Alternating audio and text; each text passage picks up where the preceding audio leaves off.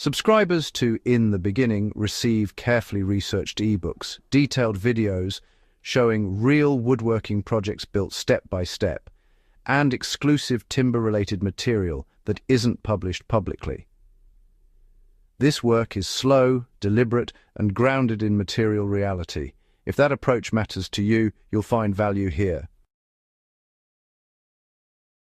Most people assume nails made buildings stronger. That assumption is one of the quiet reasons so many wooden structures fail earlier than they should. Long before mass-produced metal fasteners, carpenters built structures that endured centuries of movement, moisture, load, and neglect. When nails became cheap and common, construction got faster, but timber behavior was no longer being respected in the same way. The loss wasn't just aesthetic or traditional, it was structural, mechanical, and long-term. This isn't about nostalgia or rejecting modern tools. It's about understanding why older joinery worked so well, what it accounted for that modern fastening often ignores, and how wood itself responds over decades rather than seasons. Old carpenters didn't distrust nails, they distrusted rigidity in a living material. Wood moves. That's not a metaphor or a general statement. It expands and contracts across the grain with changes in humidity. It creeps slowly under constant load. It shrinks as it dries over years, not weeks.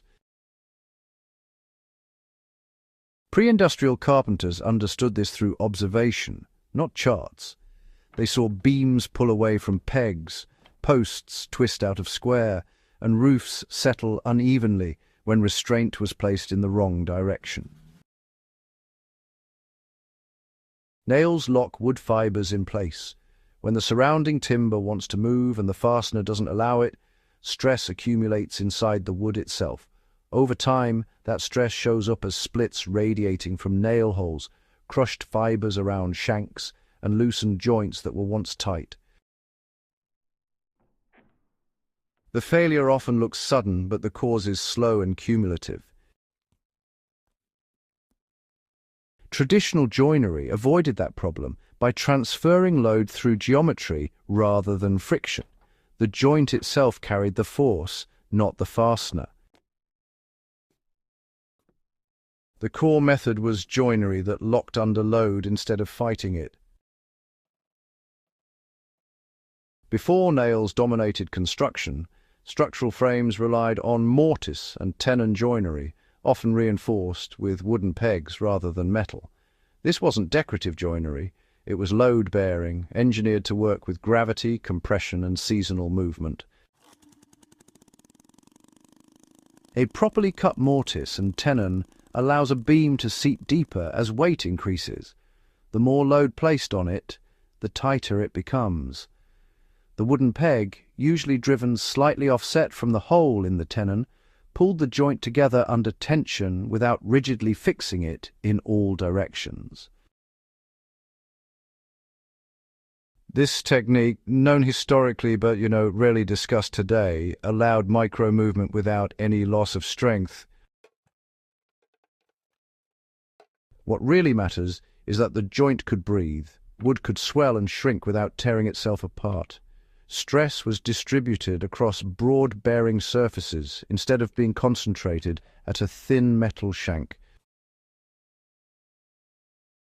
Wooden pegs weren't weaker than nails, they were actually better matched to the material.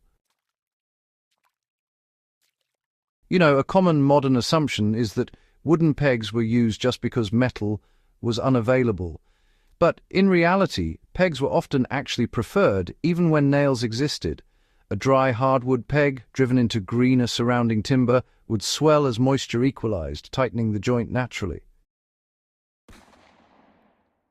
Over time, the peg and the surrounding wood would age together. Metal fasteners introduce a material with different thermal expansion, corrosion behavior, and stiffness. And, in damp environments, nails create localized decay zones where moisture condenses around metal. In old structures, you can often trace rot patterns that follow nail lines rather than wood grain. Wooden pegs avoided that. When they failed slowly, visibly, and in a way that could be repaired without dismantling the entire structure. These joints assumed buildings would move, settle, and age. Old carpenters, did not expect a building to remain perfectly square forever. They expected posts to settle into the soil, beams to deflect just a bit under load, and walls to shift with the seasons. Joinery, it accommodated this by allowing rotation and compression where necessary. Sills were often isolated from ground moisture with stone not sealed rigidly in place. Roof structures relied on triangulation and bearing rather than nailed shear resistance. The building acted as a system, not simply a collection of rigid connections. When nails became dominant, construction shifted toward locking everything in place as tightly as possible at the moment of assembly. That approach works well in the short term, especially with kiln-dried lumber and controlled environments. Over decades, especially in variable climates, the weaknesses begin to show. Failures in older buildings often tell a different story than people think. In reality, many failures happened where later repairs introduced nails, bolts, or rigid plates into systems that were never really designed for them. A pegged joint, when replaced with steel brackets, actually becomes a stress concentrator. Movement that once used to distribute harmlessly now, unfortunately, tears fibers apart nearby. Surviving medieval barns, timber-framed houses and bridges didn't last because they were just overbuilt. They lasted because, honestly, they were correctly built for wood as a material. Where they failed, it was often due to water intrusion, ground movement, or later interventions that honestly ignored original design principles.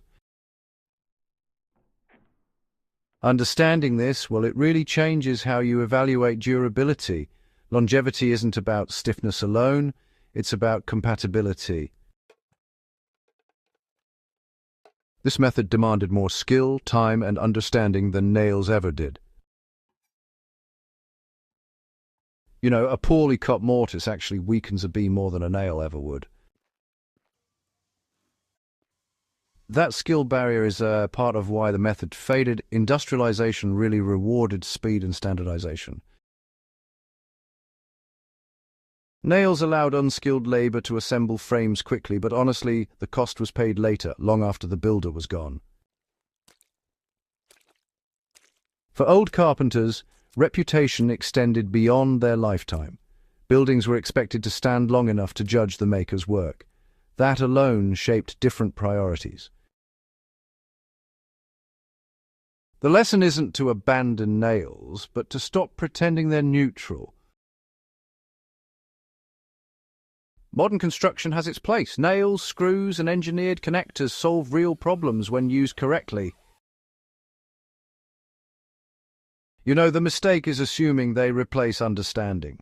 When nails are used where joinery should carry the load, wood pays the price. For timber structures meant to last, especially in off-grid survival or low-maintenance contexts, historical joinery offers principles that, honestly, still apply today. Load paths matter. Moisture pathways matter. Allowing wood to behave like wood really does matter. These lessons aren't obsolete. They've simply been buried under convenience. Understanding old joinery is really about understanding wood itself. Wood is not steel. It is anisotropic, hygroscopic, and time-dependent. Old carpenters didn't need those words to respect those facts. Their methods, honestly, encoded material science into practice.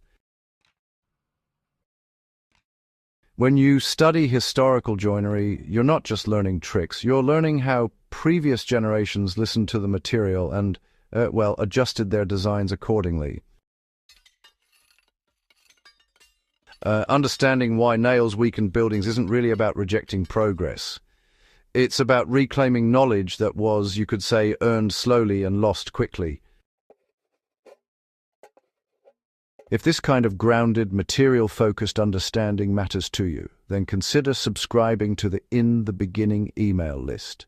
This work, honestly, continues beyond videos, and the deeper lessons don't belong to algorithms or trends. They belong to anyone willing to take wood seriously on its own terms.